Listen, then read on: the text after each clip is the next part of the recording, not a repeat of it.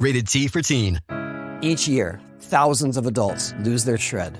It's an epidemic simply known as shred loss. But it doesn't have to be this way, because rekindling your shred is as easy as playing the new Tony Hawk's Pro Skater 3 and 4. With new parks, cross-platform multiplayer, and sick new game modes, we can put an end to shred loss everywhere. Get the new Tony Hawk's Pro Skater 3 and 4 and show the world that the shred's not dead. Get Tony Hawk's Pro Skater 3 and 4 available now. Living with schizophrenia isn't easy, especially when you're not getting relief from some of your symptoms.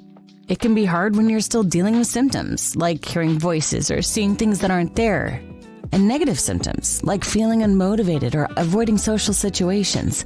If this sounds familiar, it might be time to talk to your healthcare provider and explore a different kind of schizophrenia treatment. Discover your possibilities at treatingscz.com. Yang Hansen hits Summer League with a bang. Caleb Love also shines. And Deandre Ayton says all the right things in Los Angeles. Welcome to the Blazer Focus Podcast. I'm Aaron Fentress of the Oregonian and Oregon Live, joined by Craig Birnbach. Craig, there is excitement in Rip City, baby. The new Yao Ming / Bill Walton / Shaq / Jokic is in the house. Fans are giddy. They can't help themselves but to be overly excited about the debut of Yang Hansen. Ooh, I should get praised for being able to say that. Okay. We're going to talk about that and Caleb Love and Ayton. But first, Craig, yes, you said you had something to say about Summer League.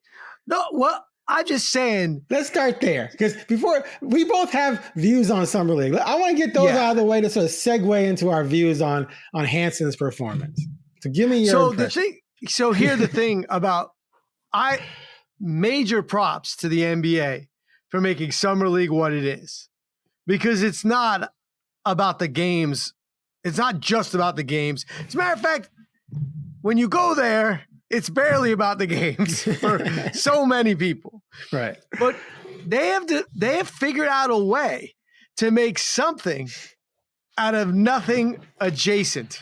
So right. I'm not going to say that Summer League means nothing, but I will say it mostly means next to nothing, like nothing adjacent, the games themselves.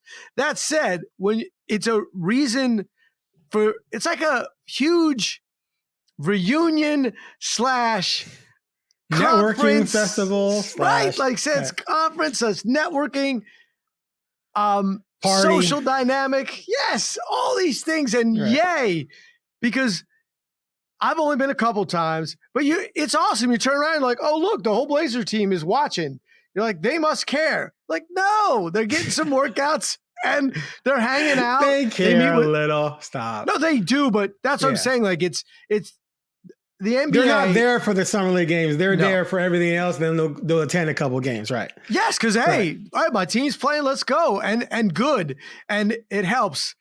And you get the interviews because these games are televised.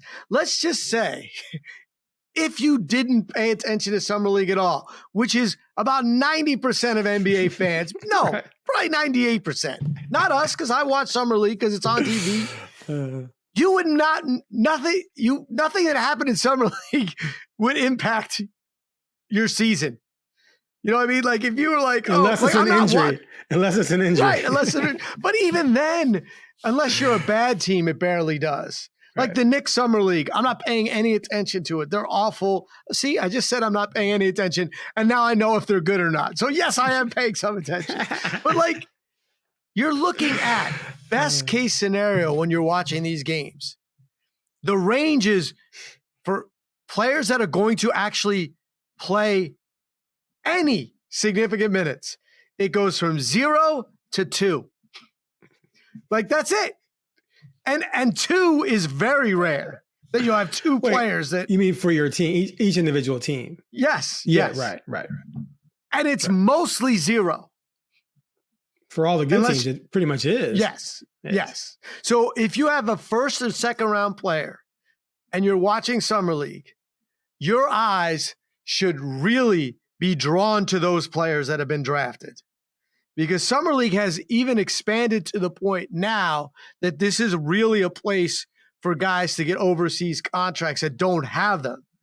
It used to be if you had an overseas contract, you might play in the Summer League to see if you can advance that and get, but those guys aren't even playing in this yet, really, that much. It's mostly NBA guys that have been drafted that might be two ways, that might be in their second or third year, but their first or second year. And if they're in their second year and you're playing in Summer League, it's not good. It's not good. It's not good. You either got hurt or or you're super young. You're super young. I'll give second year. Second. There's not a lot of second year players that you're like, oh, they're good. Like, it depends how young you are. If you came out 18, 19, I could see. But there's not a lot of them. Right. There's not a lot of them. Well, Shaden didn't go back. Scoot didn't go back. Klingon didn't go back. Right. Right. Because you're like Klingon. You did just fine, dude. You did fine. We don't need you playing in Summer League. Well, and those three could probably still use the work, but what's the point? Like, it's not. But also the work that they need isn't in Summer League. Exactly what I'm saying. Because they need work, but yes, the Summer League is not where they're necessarily going to get better. They might get hurt because it's chaos at times. Right. And it's not they get better run if they're playing 5-5 in their arranged games with other NBA and NBA cusp players. Or even just at the facility if they do anything there. Exactly. Yeah, 100%. Exactly. Yeah. But if they live in LA or if they're in Arizona or they're in New York, they know where to go to get the run they need and also where it'll work best for them. So, but that being said, I still like Summer League, like to watch it and enjoy it. And I love watching social media and because when you see those people that are so focused in and excited, you're like, those are fans, man. Like, I want to be around those people, like, because they care. And they also somewhat know they're being ridiculous if they're with it.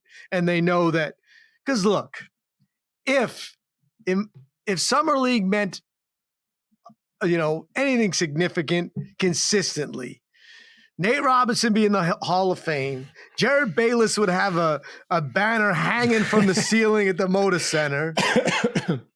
And Nick Batum would have never played the NBA, and he's going on year like 19. The Blazers won it a few years ago with a group of guys that hardly ever any of them are still in the league.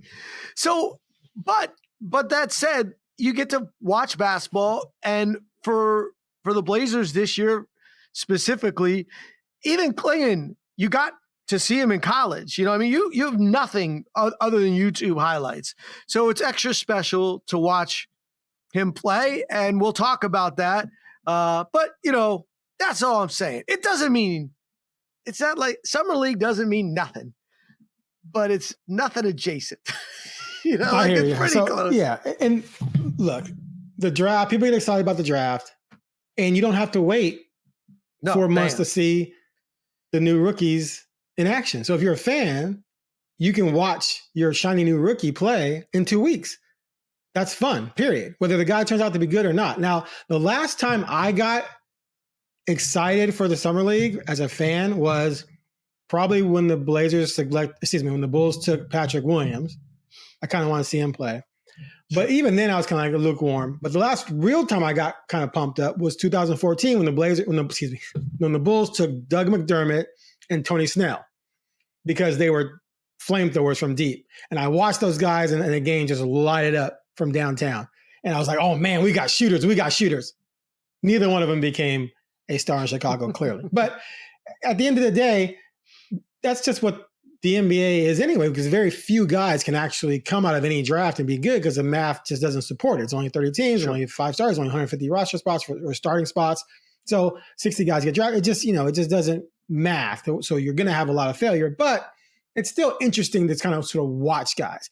The problem is people take what they see in the Summer League and act like it's the game 7 of the finals. It's almost as bad as in the NFL when a quarterback goes out in a preseason game and throws for $140 and 2 touchdowns. Everyone's like, oh my God, he's going to be amazing. No, No, it was vanilla defenses. They played cover 3 the entire time. It's a bunch of guys who never played together. Half of them are going to be cut the next week, and the quarterback's throwing vanilla. It's not what you think it is. So let's segue from that into Hansen. So Hansen went from the NBA world just crushing the Blazers for making this pick, which you and I had some reservations, but I, more so than you, said, hey, they did the scouting. Let's give them the benefit of the doubt, blah, blah, blah.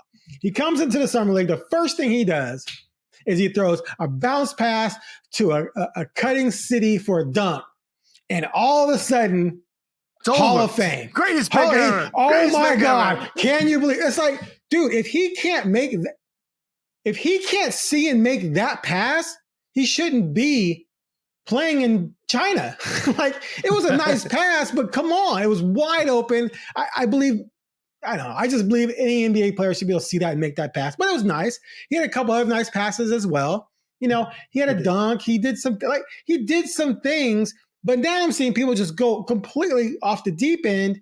And it's like, no. And I'm not trying to be Debbie Downer. I know I get labeled as that. I just try to be a realist. So 2 games, 20 points, 8 rebounds, 8 assists. Nice. 4 blocks. Okay.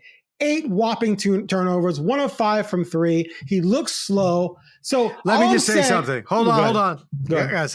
I'm sorry. He's 0 for 6 from 3. He banked it from the top of this. He called bank. I'm giving him that. I think he called it. You don't think he called it? He still would be 0 for 5 because that counts as an attempt. But I'm going to give him the benefit of the doubt that he called it. But he made it, whatever. We know he didn't shoot well from 3 necessarily in China either. So all I'm saying is, he didn't look like a bum. Okay? But let's not get too excited just yet, because there was some guy from Memphis who had 18 and 14 or something. I looked him up. He was an undrafted guy 2 years ago. Lyles, who I think was a second round pick last year, at 20 something points, I think, led Memphis, but didn't even play in the NBA. Last year in the G League, Bryce McGowan's averaged 28 a night. He's probably maybe going to be on a roster next year. I don't know. But my point is that I think he showed some nice little signs, but let's not get ahead of ourselves here, because he wasn't competing against anyone who's going to face him in the NBA. And the only thing I would say that's alarming is that he definitely is slow. So you have 2 slow-footed centers. And some people are like, can they play them together? You know what? If you played them together on offense, they could probably do some interesting things if one of them learns how to shoot, right? Otherwise, no. But if I'm facing them and they're both on the court, oh my God. Run. You run them right out of the gym, which we can go back 30 years and find the blueprint for that, because when the twin towers of Olajuwon and Sampson beat the Lakers in the West Finals, they went out and drafted AC Green and started him at the 4, primarily because they knew they could run Houston to death the next time they played them. And that's what they did, not in the playoffs, because they didn't meet again in the playoffs, but the regular season they did. So that's how you combat that. So no, they're not going to play together. But anyway, I'm just saying right now I'm giving him a B- because of the competition and because of the 8 turnovers. It's been okay, but I'm not over the moon. I'm not thinking this is, the Chinese Jokic nonsense. People need to stop that. Like, Jokic can actually score at an elite level. This kid right now cannot. Your feelings? Yeah. Look, Von Wafer in 2007, my first summer league experience, had 42 points in a game. And we know what he did in the NBA. So of course, here's what this is what I'll say.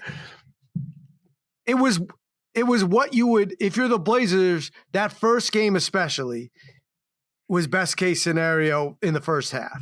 You know what I mean? Like he looked like he knew how to play basketball. You know what I mean? Like right. But yes, I look at the stuff and people go nuts. Oh, did you see the spin? I'm like, look, yes, in summer league against a 6'9" guy who doesn't play in the NBA, spin all you want, but you are not going to spin like that in the NBA. He's going to try that with Donovan Clingan, who's, the same age and slow and out of shape like he is, and he's still not going to be able to do it because he's going to run into a wall, and the guards are going to reach in, and say, oh, I would like that basketball, sir. Thank you very much. And take it. There's a reason why you don't see that. Deandre Ayton, if he wanted to, would score 40 in a summer league game now. If it was that way. I mean, but he looked, the passes are nice, and he looked like he looked comfortable at the top of the key looking for his teammates. He called things out. He worked off the pick and roll. It was nice, but then some stuff was not nice. And he fouled like he should foul in a summer league as a 20-year-old because you can, and get them while they're free, go for it. But like, he admitted that he's out of shape. Yeah. And he's not, and he can't rebound strong enough. And that's in summer league, man. Issue. Yeah. And the pace is an issue. And that he's going to have to, and that's summer league, which is nothing compared to what he's going to play against.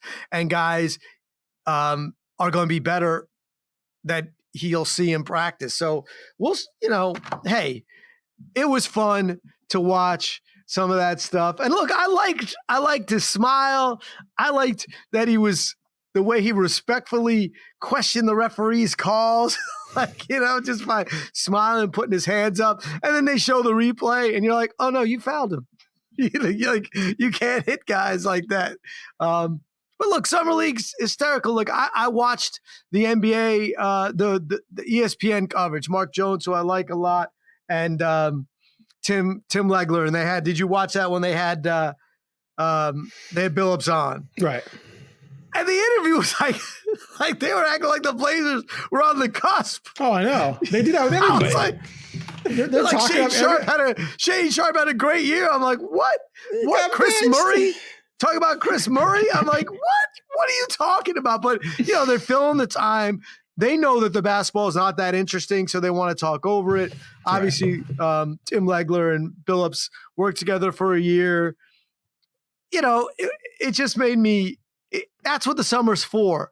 Ultimate optimism, right? Just go, let's think about the greatest things that could happen. But the interesting part was about him talking about Drew Holiday, how excited he was to have him. And they didn't talk about what we need to talk about is like, and now what? And now what? Like, you drafted, a 20-year-old center out of China that is not going to be a difference maker this year, if he's a difference maker at all, bravo.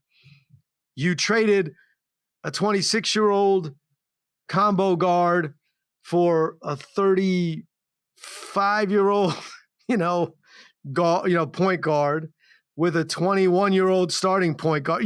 There's stuff that I wanted to know. I wanted Chauncey, all right, you got Drew Holiday and you have Scoot. We've talked about them individually and how awesome they both are. And then you talk about Sharp and how great he is. So what you going to do with that? What's next?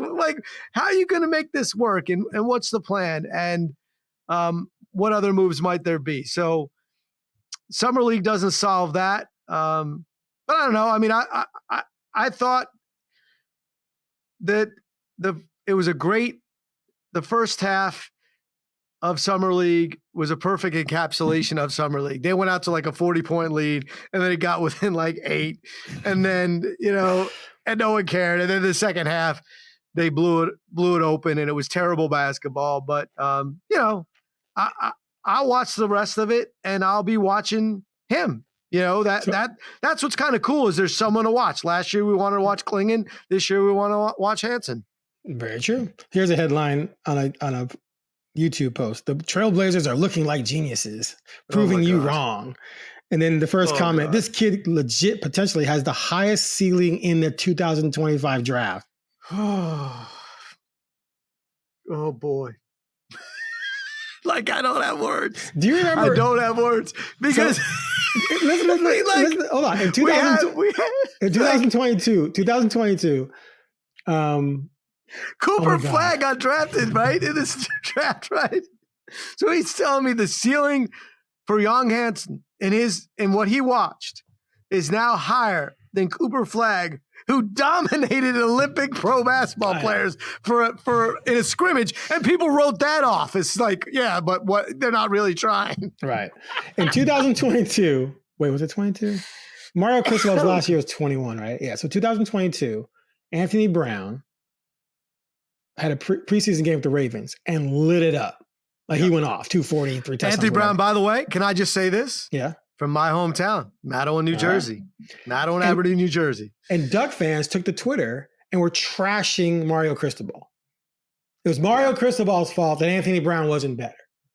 And I'm like, oh my God, what the hell is wrong with you people? It's a preseason game. It was my first or second preseason game too. This is the same thing. You cannot take two 20-minute performances in a summer league game and project this ridiculousness. It's well, if you did, game 2 wouldn't be as good. Like, you'd have That's the thing. You went from 5-time MVP to he might play. But here's the thing, Craig. If he played like this in a real NBA game, we'd all be like, okay, yeah, that was below average.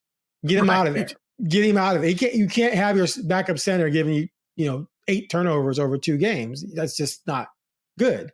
And anyway, so we're not. And here's the thing: people go, "Oh, being negative." No, we're not trying to trash him. We're realistic. He looked solid. He looked like a potentially good young center, 7'1", 250, nimble here and there. Looks like he can develop a shot. Nice hands. Right, nice 3 hands. or 4 years from now, he may be shooting 37% from 3. That'd be amazing because then that makes that passing even better. Nice hands. Not afraid of contact, Nope. Got physical in there. He's mentioned how it's clearly more physical than it was in China. That's going to keep getting, going up and up when training camp comes, when preseason and the regular season. But I just want Blazers fans to just be realistic about this right now. And if you believe he's going to be great and all-star, that's fine. Everyone has their guys they want to project. But let's not take what we saw these first 2 games and go, oh my God, he's that dude, because that's not what we saw. We saw a definite NBA prospect make some plays in one of the lowest levels of NBA basketball there is, period. Yeah, it is the lowest level. Because the developmental league's better than this. I mean, we've seen that. Are they all? Well, yeah.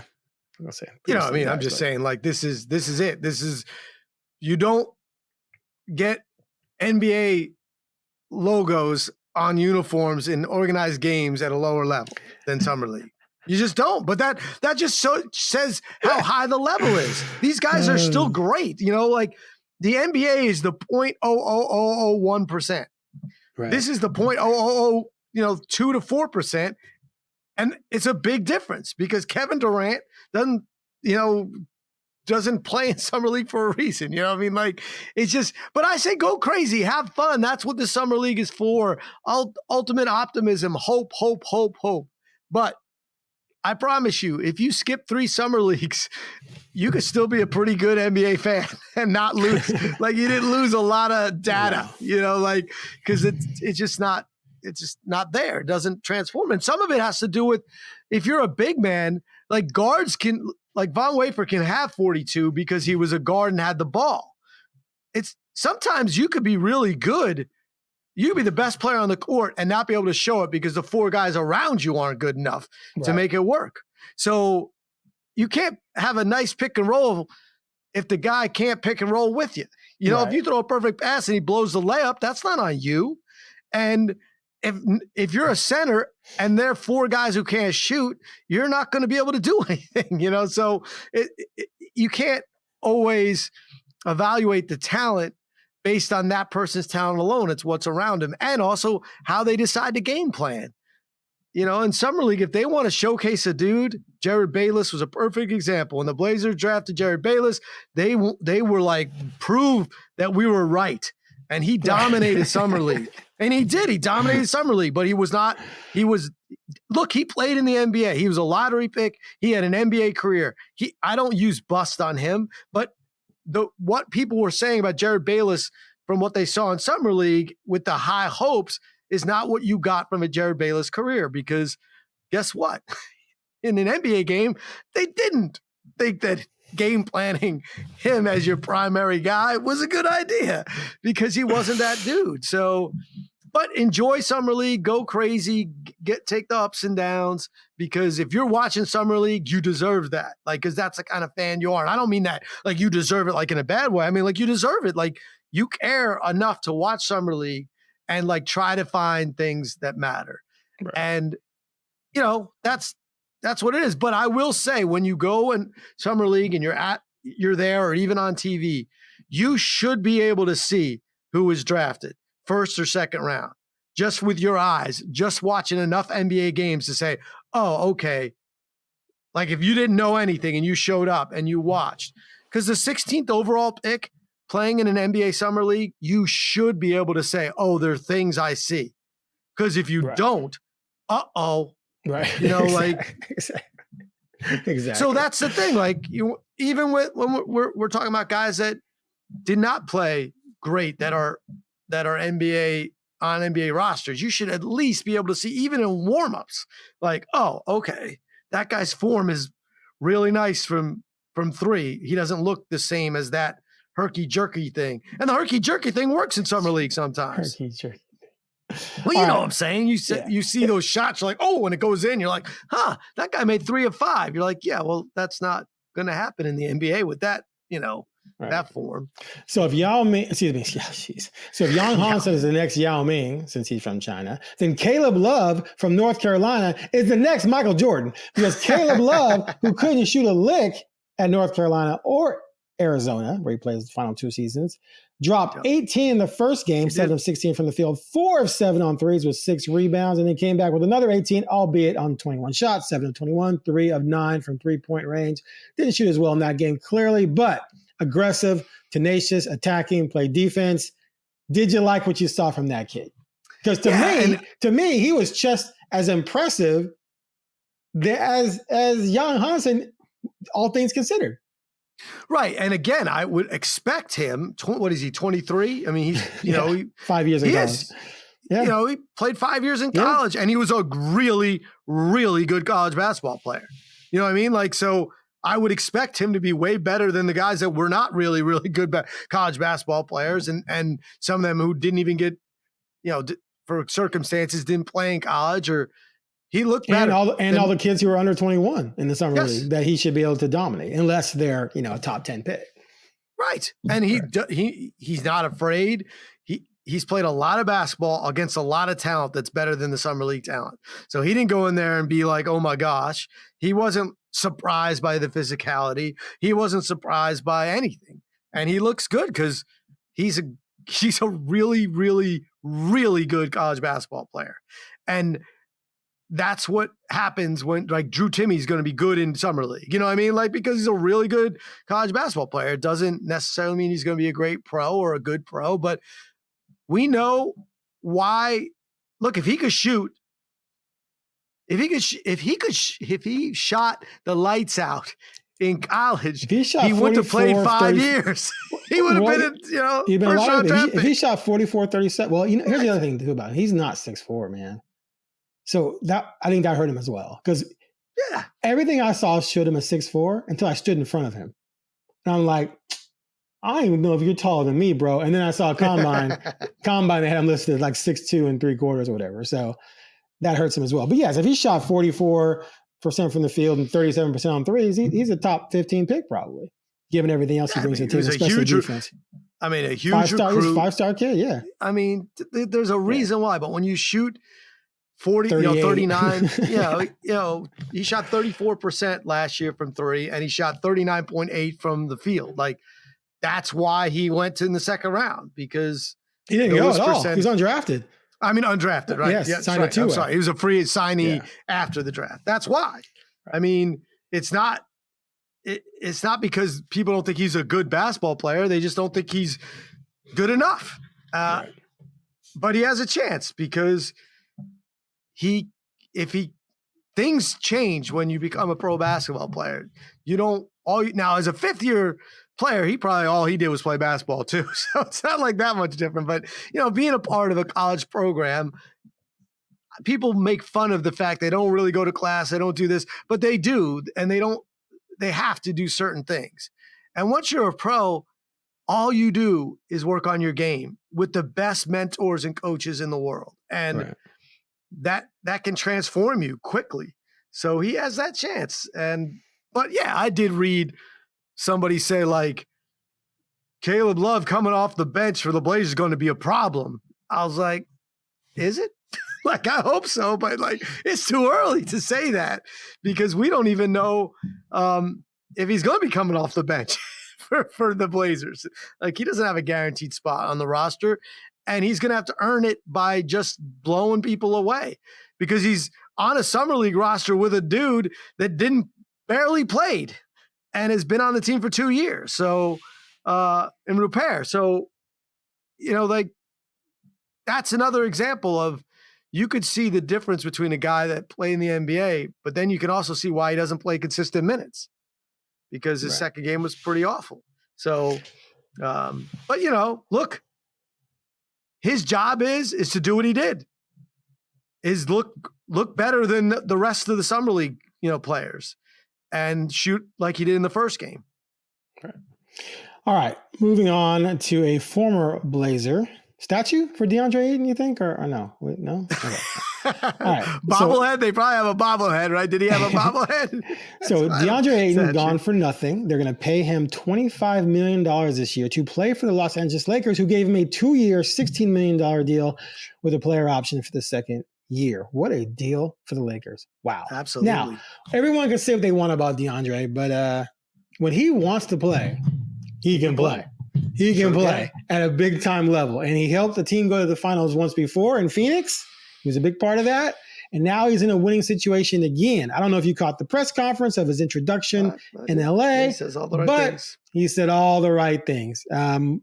Specifically about the Blazers, he pointed out that, hey, they're going in one direction. I prefer to be in a winning situation, which was exactly what my thing was when they got him, was like, okay, if he couldn't find the energy to give 100% with Chris Paul, Durant, and Booker, why is he going to do it in Portland? And of course, he didn't in Portland, but when he did, he was really good. Now he's going to LA making far less money over the course of the 2 years, not this year, because this year he's making the exact same amount of money he would have made in Portland, pretty much, minus $2 million.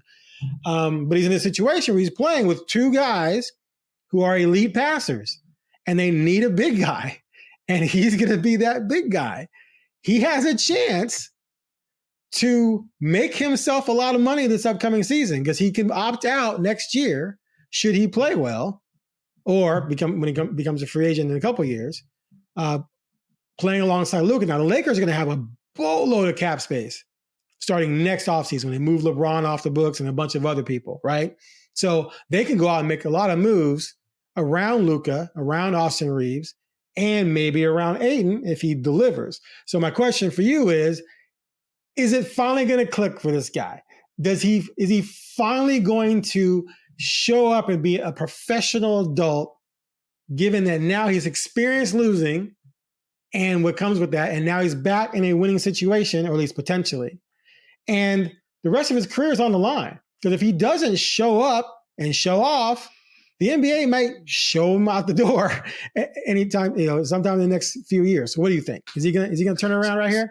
Is this it? So here's the thing. He will be 27, like in a week. Like he's still not. He's still a puppy. I'm just saying he's been in the NBA for almost like 1, 2, 7 3, years. 4, 5, 7 years.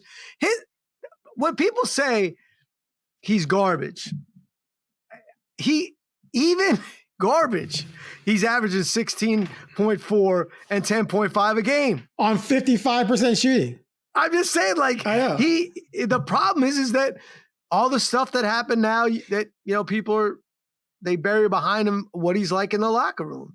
I mean, for Phoenix, his last year in Phoenix, and I said this how many times to you, like he averaged 18 and 10, and they said, no, thank you. Like they said, I'll take a lesser talent. I will knowingly trade a guy that I know is way better than what we're going to get in return. For the record, they blew that though. But I'm just saying though that yes, but still the decision was, it's why they did it, not the fact that it backfired. That it was the epitome of addition by subtraction in their opinion. And you know how? I'm just saying, you got to be really disturbing for a team that drafted you first overall, and you averaged 18 and 10 and shot 59% that year. I mean, he averaged 18 and 10 and shot 59%, and they said, please leave. So it's not about the talent. It's not. And the Blazers thought, okay, we'll make him kind of the guy. And when he's the guy, he'll act differently. That was their thought, right? He went from a situation where he had 2 stars, multiple stars, and vets being like, dude, you want to win a title? We're there. We're there, dude. Just get your head out of your tuchus and let's go. And the Blazers like, well, if we kind of maybe we give him the vet role and say, hey, and then it didn't work. No. It didn't work because they gave him they're paying him $25 million to not. It play worked for 3 weeks. I mean, whatever they said. When they won 10 of 11, it worked that stretch. He was dominating, but that's pretty much it. But what I'm saying is like they don't even. That's not. People don't doubt his abilities, right? And he's put up numbers. And they're not like people would say, oh, they're not real numbers. You shoot 59%. Like it's hard to shoot better than that. Like it really is. It's not, it's not like he's getting 20, he needs 28 shots to get 18 points. Right. He's got 7 for 20 at the center position. Right. He's doing exactly what he's supposed to do. And his mid-range, if you're a Blazer fan and you watched him, you cannot walk away and say that guy does not have one of the best mid-range games for a big man in the NBA. It's money. So the Lakers are saying, well, it's free, basically. You know what I mean? Like they don't have anyone. Jackson Hayes, that's all they got. So why not roll the dice? And Jackson Hayes can't play offense at all, but he can play defense. So, and you're about to get, you are not going to be double covered. Do you know what I'm saying? Like you're going to work that pick and roll all day with 2 of the best in basketball, a GOAT. And I'm not going to get in the argument, but there's an argument, the greatest player to ever play the game. There's no argument, but he's on the list of GOATs. I'll give you that. Okay. So let's just stop right there. Stop right there. Let's not go sideways. We don't want to do that today. Let me pull out my Jordan stuff behind me. Sure, he's not in his prime, but he still put up numbers, and he obviously has the highest. He still has the highest basketball IQ. Yeah, okay, that's fine. His basketball IQ is elite, to say the least. He's going to play with 2 guys with elite basketball IQs. Yep. So I don't see if he can't make it there. It's like the opposite. Can't make it anywhere. He can't make it anywhere. Like you know what I mean? Like that's it. Like, and this is another great opportunity. But to me, like if he puts up 18 and 10 on this team, people aren't going to be poo-pooing it. They'll be like, oh.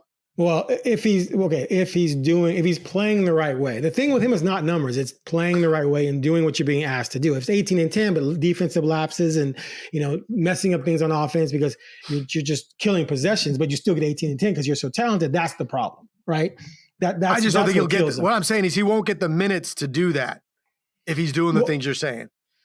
Well, because they won't put up with it. Yeah, okay, that's my next point. So there are empty calorie stats, as we all know. Yes. Whiteside, great example, right? I took over the beat when he was still on the team, and dude led the league in rebounds and block shots, and the Blazers couldn't wait to get rid of him, right? Yeah. Sometimes not all stats are good stats, but here's what I think could happen with him. This could be his Rasheed Wallace moment, in that Rasheed never embraced in Portland being that guy. Rasheed Wallace should have been 27 and 12 or 13 a night. He should have been right there with Duncan. There's nothing Duncan can do better than Rasheed Wallace. And Rasheed Wallace was probably a better defender, if not as good, and could shoot the 3. He was like probably the first ever true stretch 4, baby. Right? Stretch 4. But he didn't want to be that guy. Well, he was stretch 5, but he wouldn't allow to play the 5. Right. He just was content sometimes going out there and just, he's 17 and 9, whatever. He's a team guy. No, you should be dominant. He didn't want to do that. So then he goes to the Pistons, where they didn't expect him to be dominant. Here, they wanted him to be.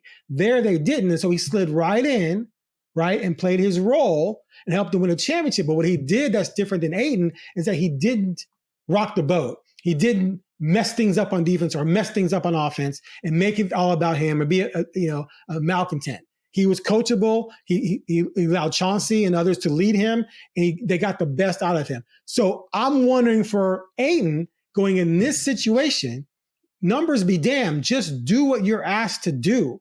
If you're supposed to crash. Don't camp out and wait for the ball and then mess up everyone else trying to slash the basket, which is what Chauncey would complain about him doing with the Blazers. Yep. And later in the season, he started doing what he was supposed to be doing and getting out of the way sometimes. Be aggressive on defense, man. Make an effort. You don't have to be Gobert, but don't just let people go down the lane and dunk. Get in the way and be disruptive. If he does those things, they're going to be pretty damn good with him. And if he does that, he resurrects his career. And he's in a position where he can do all of that. He doesn't have to be 28 and 12, which he should have been at some point in his career because he has that kind of ability. He was number one pick for a reason. You don't have to be that, but just be an efficient, coachable basketball player because JJ Redick will cuss you out. Right? Yes. If he does the things he's done in the past, JJ Redick will call a timeout and cuss you out. And you won't have anything to say because LeBron will be cussing you out with him, and so will Luka. So hopefully he figures it out. I like the kid. I had some good interactions with him. I wish him the best. I think this is a great spot for him. Yeah, and I think the fact that I know you're old, but you didn't call Damian Lillard a kid when he was this age because of the mentality. Like, and some of that is right, where he's he at. acted like an adult. He was acting like an adult. Right. Dude, I'll never forget this. Damian Lillard sat there in the press conference after losing, I think, game 4 to the Spurs I can't remember. They lost to us. The first year they beat Houston, they played the Spurs. They lost a home game, so it must have been 3 because I think they were down 3-0, then 1-4. Anyway, he sat there at what? So that was his second year in the league, so he was like 24. He sat there, and in a press conference, I was just blown away. It's like, there's no way that guy's 24. There's no way he's 24. He sounded like he was 44. So yes, I never referred to him as a kid like that. That's what I'm saying, but that's part of the problem, right? Like CJ also, you didn't refer to him as a kid, when he was in his 7th year in the NBA, right? And that's kind of where you're at with the immaturity. I mean, the Rashid thing. The thing with Rashid was he wasn't. He made decisions that were not about being immature, but they were about being who he was. Like, he didn't want to lift. There's all those stories about him not going to the gym. But Rasheed Wallace is kind of an amazing career because his numbers are not good. Like when people are shocked, I say, go look at Rasheed's numbers. I mean, Rasheed averaged 14 and 7 for his NBA career. He only got to 20 points, I think, 1 year with the Hawks.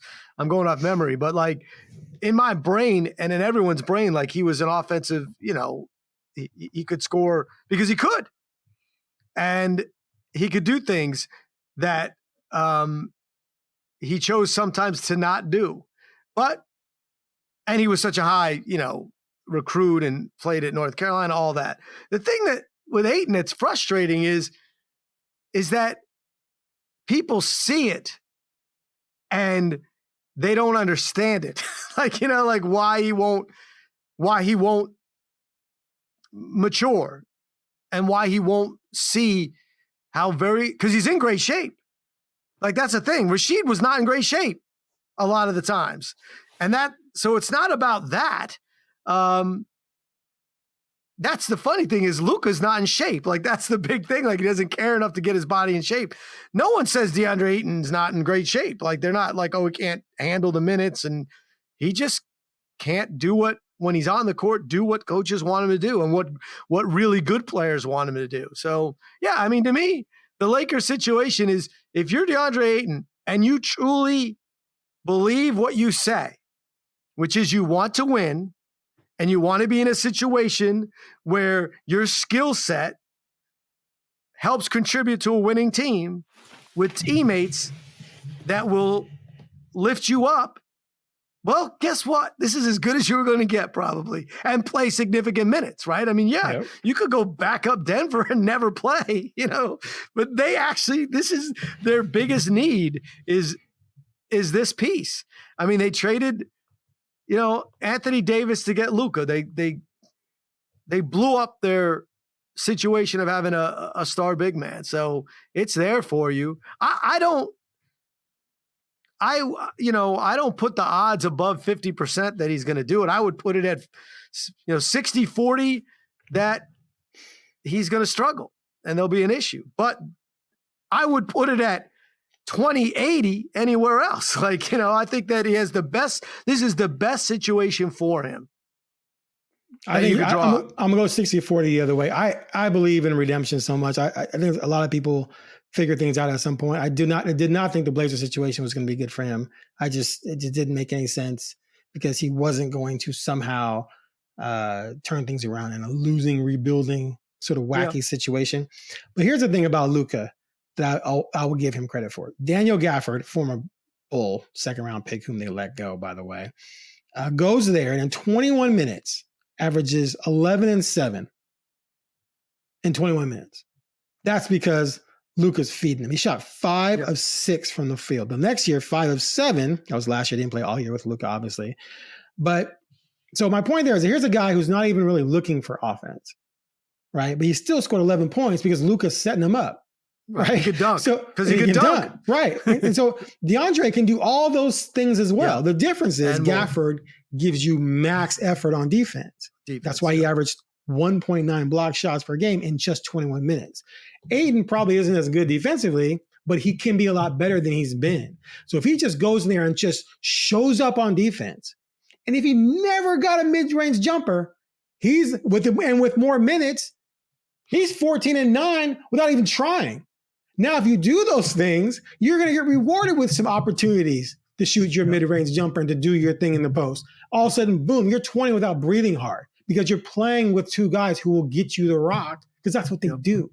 So he has no excuse to not get over now. And I'm just going to give him the benefit of the doubt that A, he experienced losing and he said himself, yeah, that wasn't very nice. You get forgotten about when you're losing. B, he's in Los Angeles with the Lakers. It's like the perfect situation to be in if you want to resurrect your career and become a star again. And C, this year he makes all his money because of the Blazers, but next year he's only making $8 million. Now, we say only. If you go from making 35, you don't want to go down to 8. Well, that's why it's a player option. Right, because if he plays well, then he can try and get more. But my point is that that's out there now. Like that's like you could only be making 8 next year, and then after that, you're going to get what? The minimum. You could go the way of Whiteside. You could be that kind of guy because if you can't get it done with them, who's going to take you? Yep. Who's taking you? You've proven you can't win. You've proven you can't play real basketball with Chris Paul, Durant, Booker, Luka, and LeBron. And you got a taste of losing and couldn't elevate that franchise. You can't elevate a franchise, and you can't play with some of the greatest 5 players in the last 30 years in the NBA. You're done at that point. So I'm going to say 60-40. He figures it out. Come on, DeAndre. I mean, look, I hear what you're saying. There are also a few distractions in LA, so you do have to worry about that. I want to go there. I'm just saying, like, that's why I'm 40-60.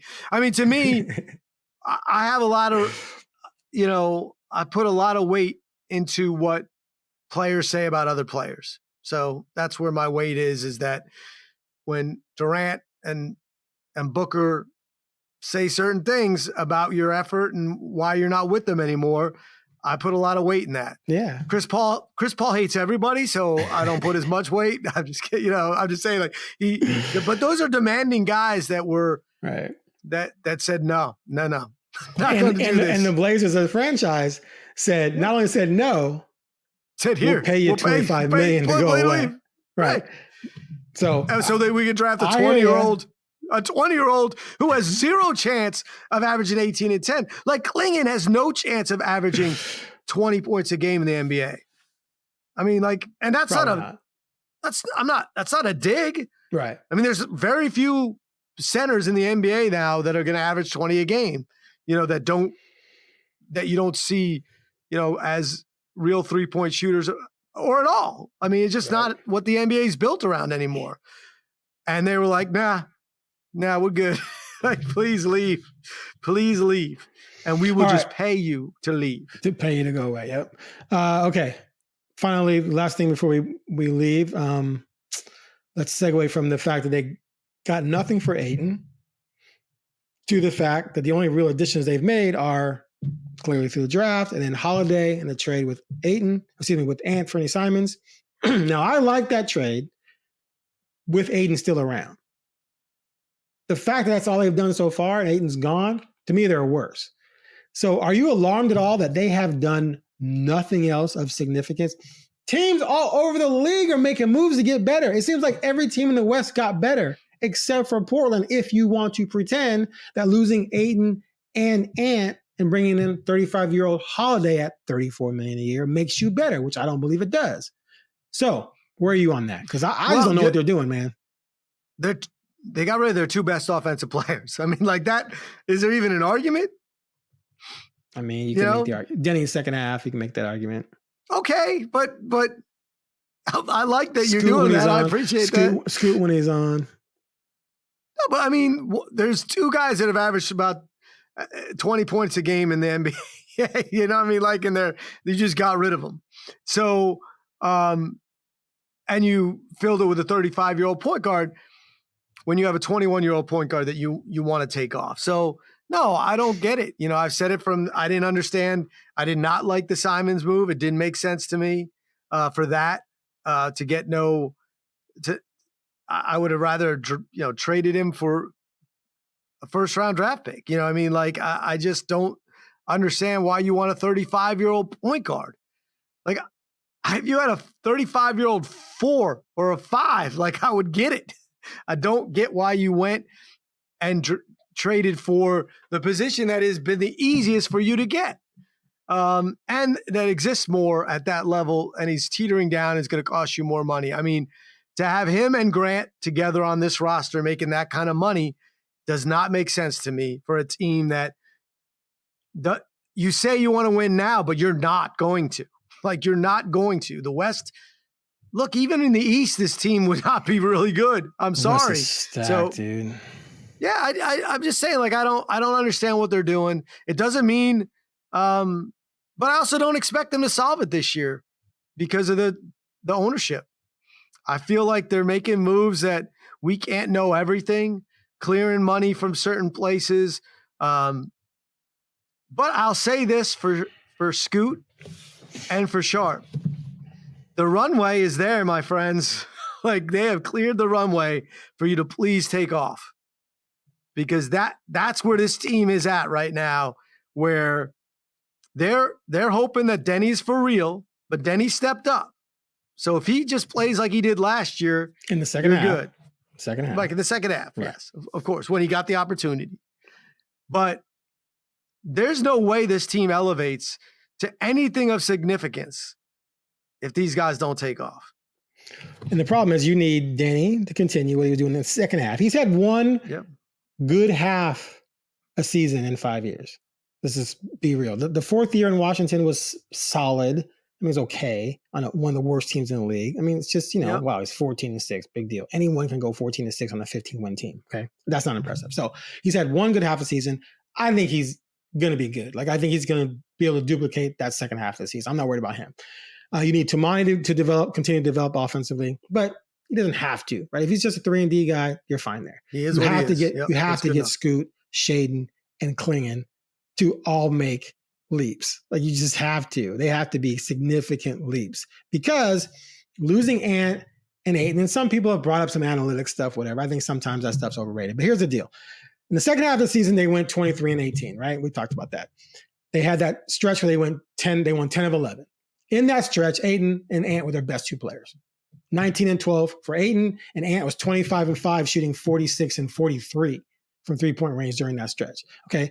After that, they won 11 games the rest of the year, or 12. Okay. And we talked about this numerous times. I went and looked it up. Yep. The next, after the 10 and 11, they lost 4 in a row to Minnesota, Denver, Clippers, right? Then they beat Charlotte, Utah, Washington, Brooklyn. Lose to Cleveland and beat Philadelphia. 5 of these worst teams in the league, all in pure tank mode. Those were those 5 wins. Those wins mean nothing in terms of projecting what they're going to do next season. Then they lose 5 in a row. Then they beat Toronto, Washington, Memphis without Ja Morant, and Denver without Jokic. Now, granted, still, everybody. Those are still 2 good teams. They beat those. So, okay, but still, their best 2 players weren't there. And the other 2 teams are tank teams. Then later in the season, Atlanta, that was a decent win. Toronto, tank mode, and San Antonio. So the vast majority of your wins outside the 10 of 11 when Ayton and Ant were your best 2 players, you have maybe 2 legit quality wins. The rest are against teams either that are horrible trying to tank and or we're missing their best players. So there's a little bit of fool's gold in that 23-18 in the second half. And it all comes down to that 10 of 11, and the 2 main guys from that 10 and 11 are out, and you got nothing for one of them. Nothing for one of them. And anyone out there who's thinking right now, not just nothing, it costs you. It's going to cost you money. You can't. Yeah, exactly. You can't even use the money. It's just dead money. You can't use $25 million. Right. So that's a big hole. And this was one of the worst shooting teams in the NBA last year. There was, I think, 26th or 25th in 3-point shooting, and you lost your best pure scorer. The only guy who could really create a 3 and hit one is Ant. Right. Now you got other guys who can hit knockdown wide open threes, but that doesn't happen all the time. You need guys who can hit tough threes as well. So unless they go out and sign some shooting, to me, there's no way they're better than 36 wins next year. Unless you get lucky and a bunch of other teams have injuries and you play the type of schedule where you feast on a bunch of bad teams later, something like that. But just straight up and down right now with the rest of the West and even teams in the East, this is a team that might be 30 or lower unless everyone we just talked about just takes a huge leap forward. So I don't know what they're doing at this point. It just drives me nuts every time I see another team. Dorian Finney-Smith, perfect fit for the Blazers. It'd be amazing to get that guy. Now, would he want to come to Portland? Probably not. He wants to go win. But regardless, Houston wouldn't got that guy. So they traded for Durant, right? Losing Green and Brooks. And then they go out and get a guy who can replicate a lot of the things defensively that Brooks does and shoot it better than Brooks. That's a winning move. The Blazers, aren't making those kinds of moves. So I'm alarmed, man. I think they're going to regress. And you know how I feel about regressing with a new owner coming in. Unless the new owner turns out to be, from China, then hey, they're going to love you. Because that's one of the conspiracy theories out there, by the way, that the new owner's from China. I will say, and we haven't talked about it, but I've been talking about it with others that picking, when you really think about it, picking Yang Hansen at 16 and moving back business-wise is a really good decision. I mean, all the summer league games, the Blazers were on TV in China. A few people live there. A few billion people. There is a lot of money to be made. A few billion. You know what I'm saying? Like, I'm just saying it's a smart business decision to do that. If you're going to weigh, the risks, rewards, I respect that decision, and you can't ignore it. That, as you said, the 16th overall pick, odds of them being a contributor, it's not great. The odds aren't in your favor. So you might as well get a whole country, a large country to, and there's no other Chinese professional players right now picking in the NBA that are doing anything. You know what I mean? Like, so that's a smart move, but it doesn't hurt. It does not hurt. And you still got a first round pick to mess around with. Trade that thing. Trade that bad boy. Let's go. Make some moves. The one thing that I, consistently when you speak to people like we have it at the front office level and successful ones, and they look at teams and franchises, is there's always excuses for why your team is not winning. Right. Every franchise can come up with a reason why. It's the good teams that figure out how to not use those excuses and get better. And the Blazers have had 4 years now to start moving in the right direction. And the biggest keys to that, to going up, are your 3 lottery picks. And, I feel like that's it. I mean, that's what they've done. They've said, here's the runway, take off. I mean, I'm not going to expect much from Klingon, because I think Klingon is going to be what he's going to be. Like, I think he's going to be solid. He showed that last year. He gets in better. Now, look, if he can't get in better shape, he's going to be a bust. You know what I mean? Like, but what he showed, I don't think he's going to score 20. And he's not going to, but he's going to get 10 rebounds, right? If that guy plays 30 minutes, I promise you he's going to get 10 rebounds if he doesn't get hurt. And a couple blocks. Yes. And set some nice screens. And if his three-point shot comes along, poof. Well, now you got trouble. That last element is the icing, right? But the cake to me is there. But you have to get Sharp's got to, he can't shoot 30% from three, and he has to be consistent. He cannot, he can't be another year of potential. And Scoot's got to be a starting point guard in the NBA at least. And if you really want to be a contender, he's got to show you John Morant-like stuff. And I'm just picking a guy because you just mentioned, but he's got to be a cusp of, I see something, not just spurts of a 10 game here or there. And I don't look, of course, if he shoots 38%, that changes his game. But to me, he was drafted on athleticism, and an NBA body like that. He was going to be superior because of where he was at 19. And to me, he has to show me Derrick Rose pre-knee injuries. It wasn't like Derrick Rose was shooting 38%. Right. He won an NBA MVP because athletically he was better than the best. Right. And that's what we thought that's the name. The Derrick Rose was the name. Like, you could shoot 34, 35% if you could be Derrick Rose. And you can. I mean, Derrick Rose had an NBA career post his legs not working because he was that gifted. And so I just think that, like I said, they have said, here's a runway. Because if they have another plan, then they're not executing it. Because to me, they've cleared the way, to say these guys have to play. Because even, Chauncey was talking about Drew Holiday, and at one point he had to say, like, and we still think he can ball. You know what I mean? Like, he had to remind people, like, he's not coming here to be a coach. Because everyone's like, well, you got two 21-year-old guards. Like, what the heck? And so it's not like they can't trade Drew Holiday. If he's not an impact player, if he comes here and he's a backup, then they're truly screwed. I've said it from the get-go. There's no way he's coming here to be a backup. Like, to me, there's no way. But if he is, they're done. If he's not better than Scoot and/or Sharp, you're done. See, to me, the only plan that makes sense is that, yes, he comes here, he starts for a little, and Scoot and Sharp are just pushing for more and more minutes. And then you're trading Drew Holiday to a contender for a first-round draft pick. It doesn't make sense any other way. Like, it just doesn't. Like, what? He's going to play 32 minutes a game and you're going to split the other 2 minutes. Scoot is not a 2. I'm sorry. He's just not. He has to be a 1. He has to play the 1. And I know you said you split these minutes and then you move Drew over to the 2. Drew is a lead guard. Drew can play 2. He can play the 2.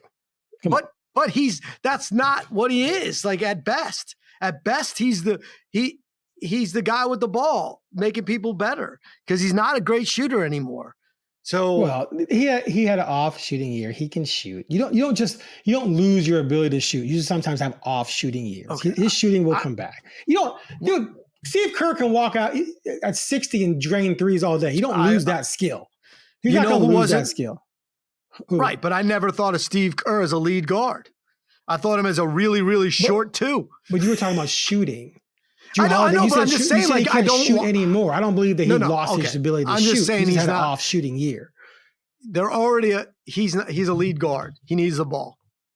I mean, that's why the Celtics got him. You think he's a 2? The Celtics didn't necessarily run him. Like, he wasn't like the true lead point guard. I'm just saying your goal and hope. To me, the best case scenario is your 21, 22-year-olds are pushing for so many minutes that you say, thank you, Drew. Where would you like to win your next championship? Do they have a first-round draft pick for us? Okay, thank you. And we go that way. And that's fine. But I still think they have to win next year. See, we're like, we talk about but they're not gonna. We're talking, and that's the problem. I know. So that's what I'm saying. Like, I'm not they saying need like more pieces to go with Holiday. And what are they going to get? How are they going to get him? I know. How are they going to get him? They have the mid-level. They got money to spend. They got mid-level. They got the biannual. They got trade exception. They can do stuff. Just get a couple of 6'6" guys who can shoot it, man. Just get one. That's every NBA team, right? But yeah, they don't have one. There's got to be one you can go get. Isn't Kispert still available? You know, someone like that. I'm just saying, like, the things we thought they were going to turn stuff into, they sent Simons out. They didn't get that. They got 35-year-old guy. Ain't nothing for Ayton, and they can't move Grant. It's a disaster. Right, so I don't know where you're getting this from. It's a disaster. All right, I love how he disagrees with me, and then he comes around and lands there. Like, we agree on that part. It's just what the goal is. To me, the goal has got to be to try and win next year. And you're saying the goal is to be to try and trade him. And I just don't know if the GM and company are going to be here with a new owner coming in if they're losing. That's my thing. If that wasn't a thing, if the team wasn't for sale, I'd be looking at this completely differently. But clearly they're not listening to me, so whatever. We'll see what happens. All right. Man, we pulled an hour out of that. I was like, what are we going to talk about? Well, we love it. We do. All right. Thanks for listening to the Blazer Focus podcast. We're going to let this Summer League thing play out. We'll be back with another review. And just to be clear, we're not trying to dump on Yang Hansen. He looked like a solid kid in the first couple of Summer League games, but let's everyone slow their roll on acting like he's a future star. Take it in. Exactly. Enjoy it. Later.